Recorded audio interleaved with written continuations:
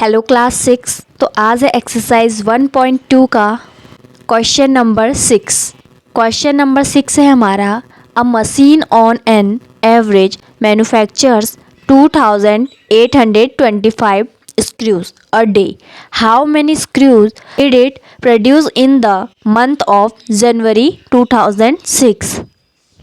तो इस क्वेश्चन में हमें बोला गया है कि एक मशीन है जो एक दिन में 2825 स्क्रू मैन्युफैक्चर्स करती है, मतलब तैयार करती है, ठीक है, बनाती है। इसमें आगे बोला जा रहा है कि जो वो मशीन है जनवरी 2006 1 मंथ में वो हमें कितने स्क्रू बनाकर देगी, वो मशीन कितने स्क्रू प्रोड्यूस करेगी, ठीक है। तो इस क्वेश्चन को सॉल्व कर लेते हैं। सॉल्यूशन, तो पहले तो हम ये लिखेंगे कि वो एक दिन में कितने मैन्युफैक्चर करती है, ठीक है। तो लिखेंगे number of screws manufactured in a day, कितने करती है 2825। अब उसने एक दिन में इतने स्क्रू बनाए तो वो जनवरी में कितने स्क्रू बनाएगी। अब हमें पता है जनवरी मंथ में हमारे कितने डेज़ होते हैं 31 डेज़। तो हम लिखेंगे since January month has 31 days, जनवरी में कितने दिन हैं 31 डेज़ हैं, ठीक है। तो अब हमें पता चल गया कि जनवरी में 31 डेज़ हैं, तो हमें 31 डेज़ में वो कितने बनाएगा स्क्रू वो पता करना है। तो हम एक दिन का हमें पता है इतना है, तो 31 डे का कितना होगा, इसके लिए क्या करना पड़ेगा, हमें 31 डेज़ को इससे मल्टीप्लाई करना पड़ेगा, एक दिन के बनाए गए स्क्रू से मल्टीप्लाई करना पड़ेगा। तो हम लिखेंगे hence number of screw manufactured in January. तो हमने जनवरी के डेज़ को लिखे 31 डेज़ हैं और उसको किससे मल्टीप्लाई किया, एक दिन में जो बनाया जा रहा है, ठीक है, एक दिन में स्क्रू जितने बनाए गए हैं उनसे मल्टीप्लाई किया। जब हम एक दिन के स्क्रू से मल्टीप्लाई करेंगे तभी तो हमें 31 डे का मिलेगा, इसलिए हम इसे मल्टीप्लाई करेंगे तो हमारा आंसर आया 87,575। तो वो एक महीने में कितने स्क्रू तैयार करती है, कितने स्क्रू मैन्युफैक्चर करती है, इतने करती है 87,575 स्क्रूज, ठीक है। तो अब बढ़ते हैं हम अपने नेक्स्ट क्वेश्चन की ओर। Question number 7।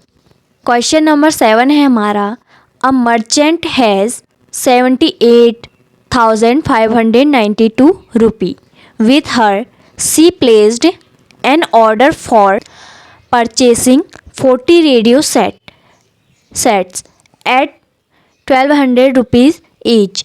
How much money will remain with her after the purchase? तो क्वेश्चन नंबर 7 में है कि एक मर्चेंट है, एक व्यापारी है, उसके पास कितने रुपीज़ हैं 78,592 रुपीज़ हैं उसके पास, ठीक है। अब उसने क्या किया, 40 रेडियो सेट खरीदने का ऑर्डर दे दिया, ठीक है। अब एक रेडियो सेट की कॉस्ट कितनी थी 1200, ठीक है, ईच की कितनी थी 1200 थी। अब उसने क्या किया 40 रेडियो सेट खरीदे। तो हमें पता करना है, हमें इसमें पहले पता करना है कि उसने 40 रेडियो सेट के उसके कितने पैसे हुए, और फिर यह देखना है कि जितने उसके पास थे और जितने उसने खरीदे उसमें से उसके कितने रुपये रिमेन बचे, शेष बचे, ठीक है। तो कर लेते सॉल्यूशन। सॉल्यूशन है, पहले हम लिखेंगे उसके पास कितने टोटल पैसे थे, ठीक है। तो लिखेंगे total money the merchant had, कितने पैसे थे उसके पास 78,592। परचेसिंग रेडियो सेट, वो उसने कितने रेडियो सेट खरीदने का ऑर्डर दिया था 40 radio set. Cost of each radio set, अब एक रेडियो सेट की कॉस्ट कितनी थी 1200 थी, ठीक है। अब उसने कितने खरीदने हैं 40 खरीदने हैं और एक की थी कॉस्ट 1200। तो हम लिखेंगे so cost of 40 radio set.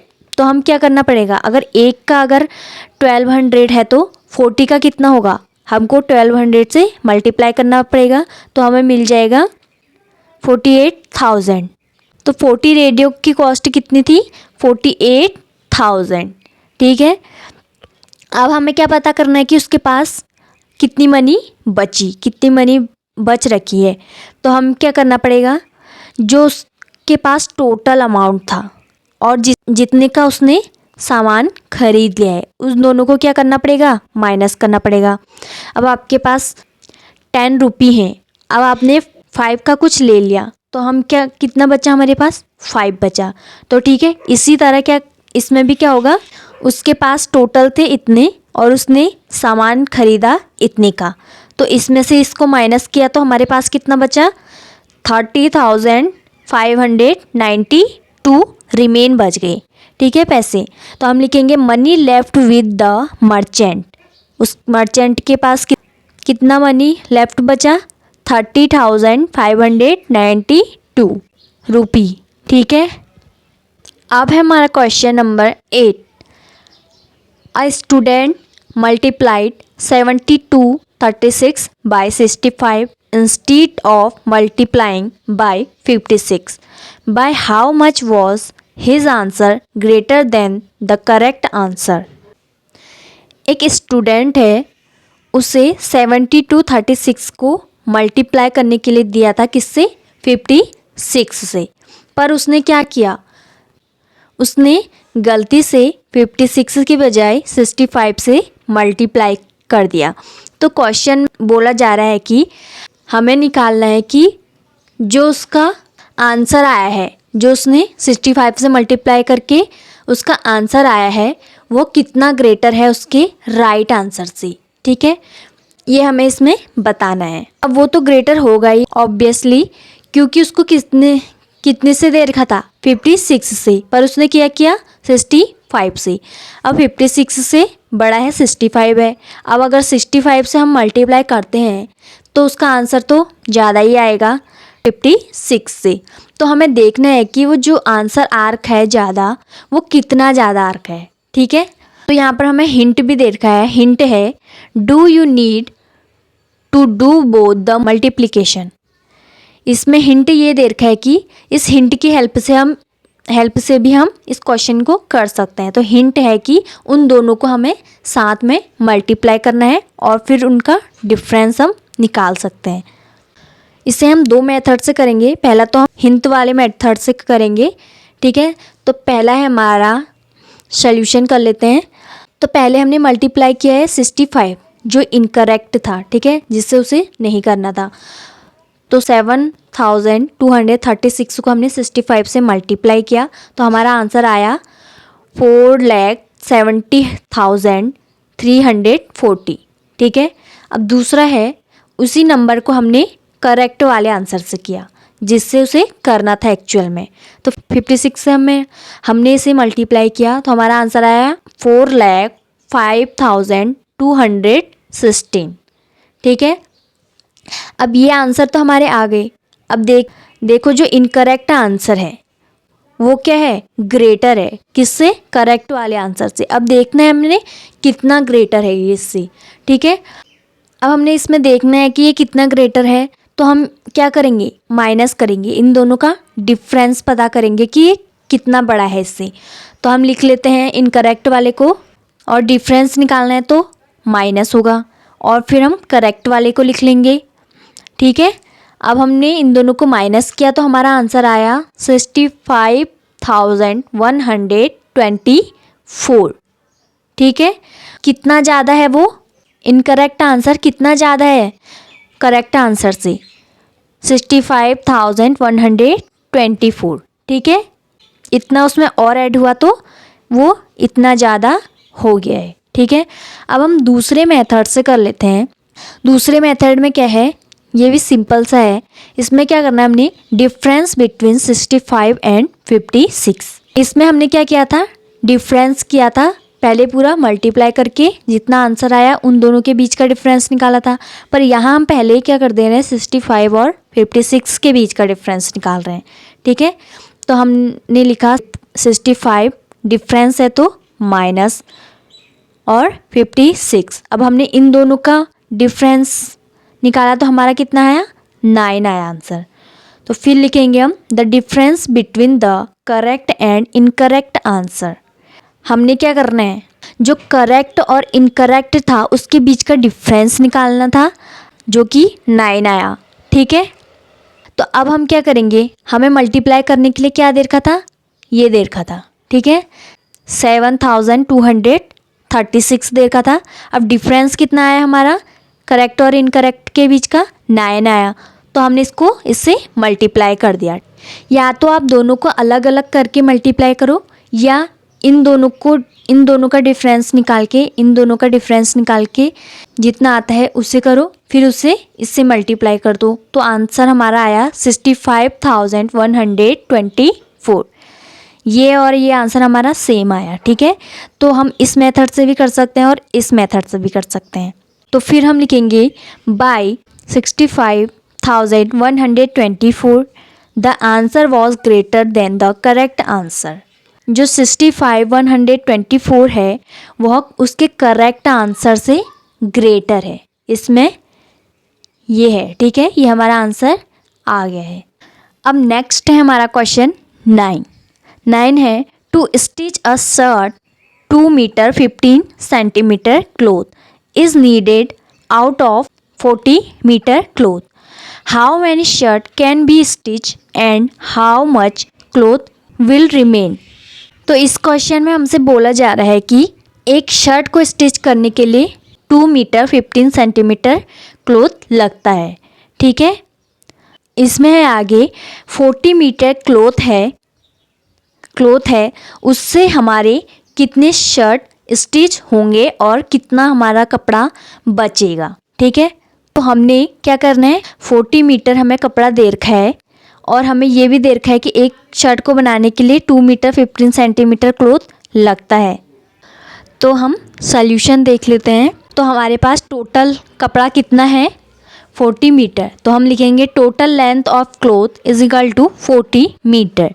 अब इस 40 मीटर को हमें सेंटीमीटर में चेंज करने के लिए क्या करना पड़ेगा, 100 से मल्टीप्लाई। ठीक है, तब ये मीटर सेंटीमीटर में चेंज होगा।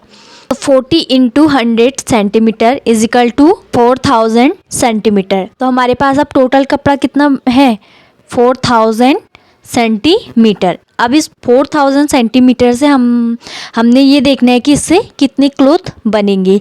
ठीक है, एक शर्ट को स्टिच करने के लिए कितना मीटर कपड़ा लगता है, 2 metre 15 centimetre. Cloth required to stitch 1 shirt is equal to 2 metre 15 centimetre. एक शर्ट को सिलने में 2 मीटर 15 सेंटीमीटर कपड़ा लगता है। ठीक है, अब इस 15 तो सेंटीमीटर मीटर में है, तो हमें इस 2 को भी सेंटीमीटर में चेंज करना होगा। तो इसके लिए हम करेंगे 2 इंटू 100 से मल्टीप्लाई करेंगे तो ये सेंटीमीटर में चेंज हो जाएगा। ठीक है, प्लस 15 सेंटीमीटर और उसमें 15 प्लस कर देंगे। ठीक है, तो अगर हमने 100 को 2 से मल्टीप्लाई किया तो हमारा आंसर आया 200, और अब 200 में हमने 15 ऐड किया तो हमारा आंसर आया 215 सेंटीमीटर। तो एक शर्ट को सिलने के लिए कितना कपड़ा लगता है, 215 सेंटीमीटर कपड़ा। तो अब आगे देखते हैं, number of shirt that can be stitch out of 4000 centimetre. 4000 centimetre कपड़े में से शर्ट स्टिच करने की संख्या कितनी है, 4000। हमारे पास 4000 सेंटीमीटर कपड़ा है। ठीक है, और उसी 4000 से हमने शर्ट बनाने हैं कि कितने शर्ट हमारे तैयार होंगी। तो हम टोटल क्लोथ ले लेते हैं 4000। तो एक शर्ट को सिलने के लिए कितना क्लोथ लग रहा था हमारा, 215 सेंटीमीटर। तो हम क्या करेंगे, उस टोटल कपड़े को एक शर्ट के कपड़े से डिवाइड कर देंगे। तो हमने किया 4000 को 215 से डिवाइड किया तो हमारा कितने शर्ट तैयार हुए, 18 शर्ट। ठीक है, देखो यहाँ पर क्या किया हमने, 4000 को 215 से डिवाइड किया तो ये एक बार गया। ठीक है, 215 आया तो आंसर आया हमारा 18,5। फिर ये 0 को यहाँ पर उतारा, अब इससे डिवाइड किया हमने तो हमारा 8 बार गया तो हमारा कितना आया, 1720। हमने माइनस किया तो 130 यहाँ पर बचा, ठीक है। और कितने वो बने, शर्ट बने, हमारे टोटल 18 शर्ट हमें मिले, ठीक है। उस 4000 कपड़े से हमें 18 शर्ट हमारे बने। और हमारे पास कितना रिमेन रह गया, बच गया कपड़ा 130 सेंटीमीटर, ठीक है। आप डिवाइड करेंगे तो आपको भी यही मिलेगा, 130 आपका रिमेन बचेगा और 18 हमारे शर्ट निकल के आएंगे, ठीक है। तो हम लिखेंगे cloth left over is 130 centimetre. हमारे पास 130 सेंटीमीटर क्लॉथ बचा, रिमेन रहा। इससे आगे के क्वेश्चंस को हम नेक्स्ट पार्ट में करेंगे। इस वीडियो में बस यहीं तक।